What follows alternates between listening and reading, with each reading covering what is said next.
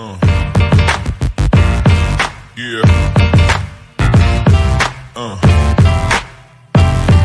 Yeah. Yeah.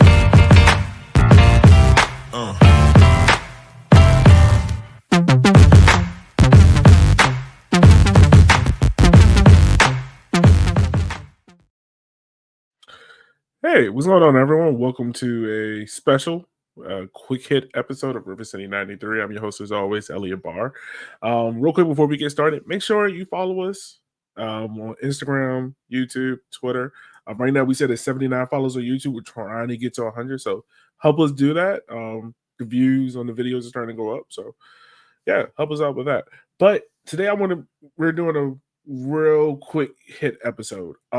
News is kind of developing, so I wanted to get something out so we can potentially talk about it. We'll obviously dive into it more on the podcast, but former Richmond kicker Matt Turner will be looks to be joining Lyon, right?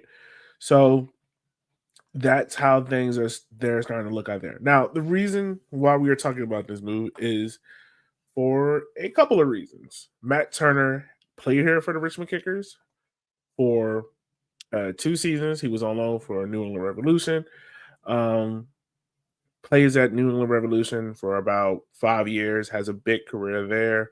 Then gets his move over to Arsenal. Doesn't really play too much there. I think it was like a bit part keeper, but I think that move was more so about him settling in and getting adjusted to the English game. Then makes the move to Nottingham Forest. Plays a couple of games there. Doesn't look great. And then it was a loan move to Crystal Palace. Plays a couple of cup games, and now he's potentially getting a move to Lyon for $9.1 million. Saying all of that, the reason why this move is key is because of that move to Lyon, which is at $9.1 million. And looking at it like this, right? So there's a thing that the kickers will benefit from, which is called uh, FIFA solidarity payments. Now, if you're not understanding of what these are, pretty much these are payments that clubs way lower down the table gets almost think about like a reimbursement, right? You hear about transfer moves, you hear about sell-on clauses or add-ons towards a fee or something. This is essentially that. Great example. I know some of y'all are Liverpool fans, unfortunately, but the backup goalkeeper they just sold to Brentford, the Irish club that developed him got like $3.3 million, right? And just think about that. Like, that's a small time, I think it was a semi-pro Irish club. And just think about how that 3.3 million is going to almost do a 180 for that club and, push it on where they can build facilities, they can invest, things like that. So what FIFA solidarity payments are, simple explanation is when a player is transferred between clubs in a different country, up to 5% of that fee is distributed to the clubs that help develop him between ages 12 and 23. So that's the key range, between ages 12 and 23. And obviously, he played here for Richmond. He was here getting his early minutes, playing here for us back when we was in the USL Championship back in 2016, 2017. Had like 27 games altogether. Definitely on the end in 2017 where you played 1,800 minutes here for the club. So, and when he made the move from the Revs to Arsenal, Kickers already got a cut back on that. I can't remember how much the fee was, but we got a kickback on that. So now, with him making the move to Lyon, $9.1 million, I did a little digging, asked some of my questions, and one as a good reporter should do, and found out that yes, we still are eligible to get um, a solidarity payment check out of it. Now, this is the thing we have to think about. Let's just say, for instance, if Lyon, pays this this fee does go through. The reason why this move is looking to happen is because Lyon's goalkeeper, Perry, is looking to make a move himself. So he's the number one there in Lyon. He's potentially making a move. So they're bringing in Turner to Lyon to replace him, to be the number one. It also helps that there's American owners there. and that, you know, they've had a good track record of developing Americans. So the move looks to be happening. I'm saying it's about 75, 80% there. Things just have to be agreed upon. It seems like it is. I've heard it on multiple podcasts and read the articles that the deal is essentially there. It just has to be signed upon. Probably won't know more till maybe late June. So we're still a ways away. But the way how it works is the total solidarity pool of which the kickers can allocate. Now, this is not an exact number. This is me roughly guessing. It's probably anywhere from high six figures. So you're looking at like maybe 800,000, 900,000 to maybe low seven figures, maybe a million, maybe 1.1. Once again, that is a total guess. I don't know for certain. I'm not even sure.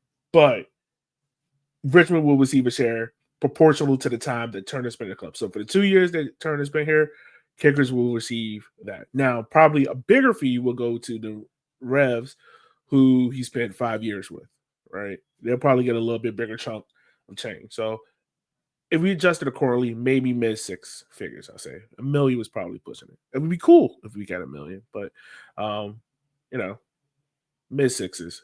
So roughly around that 400,000, 500,000 range. It'd be great. I'm hoping that is more. So high sixes would be great. If you got a guess, put it down in the comments. Let me know what your guess would be. So the reason why this is also important, why these solidarity payments are important, the reason why the kickers have been leaning a lot more into playing the kids. Well, no, I should say that. More into developing the youth and having youth come through instead of just getting one and done guys like they've done before in the past is because of something like this, where you develop a guy at the key ages and then you sell him, and then hopefully he makes that another move. So that way you are receiving the funds from that move. So for instance, let's use Griffin Garnett. If Griffin Garnett makes a move to a German club, does well there, and then gets a move to a French, Italy, or English club, the kickers will get a percentage of that fee. And since there's no middle club, right? So in the case of Turner with New England, the kickers will get a bigger percentage of that pool versus having to split it with the Revs. Okay, so that's important. But why this matters, why this salary pool is important, why this move Turner kind of directly helps the kickers is that we know the kickers aren't swimming in cash. If they were, trust me, we we will see it. But it impacts us unsuspected revenue on the lower club, right? Like, so the impact will be things like facility upgrades. The front office has made it known they want to start getting their own training pitch, something that kickers don't have right now. They're training in between the stadium and having to share a lot of fields with other youth programs in the city, and those youth programs kind of take priority. So they would love to develop their own facility. I know everyone talks about the Forest end, knocking that down. Maybe this goes helps into that cost and kind of speed up that process of them developing their own pitches, having their own pitches, having their own facility. Everything's kind of in house there. Youth development. I mean, the kickers are already known for youth development, but also in the certain style of that, it just furthers deeper that concept of like, hey, we're on the right track. Even though no one on this staff had a direct hand in developing Turner, they can show it and be like, hey, look, if you play here in Richmond, if you're dedicated to it, we can help move you on to get you to the next step of your career. And that way you can get things kickstarted. Which would be great to see. I think of the likes like Griffin Garnett, James Nedden, Becca Howe. Haven't really seen much from Landon. Hope he's doing well. We'd love to see him play soon.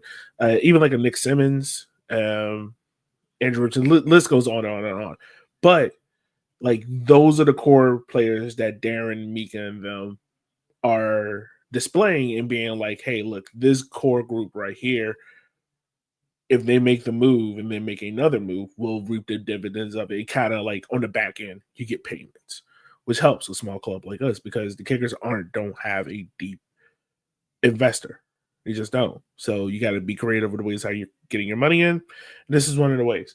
Another thing is future proofing, right? Like I was already alluding to it, but if you can show the concept that, hey, look, if you come here, you play meaningful minutes, you We'll help you develop, you get into the next stage. We're not trying to pigeonhole you in, make you a career-long starter. If you want to be that, great, cool. But our main objective is to get you here and then push you on to the next stage.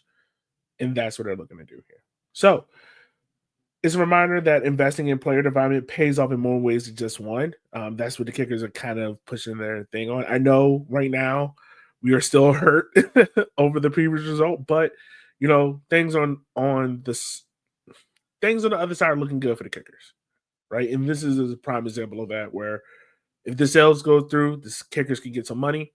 Once again, I don't know the exact one, but hey, we'll get some money down the road, and that would be great for us. So once again, make sure you're following us on Blue Sky, Instagram. We're your number one source for all things Richmond Kickers.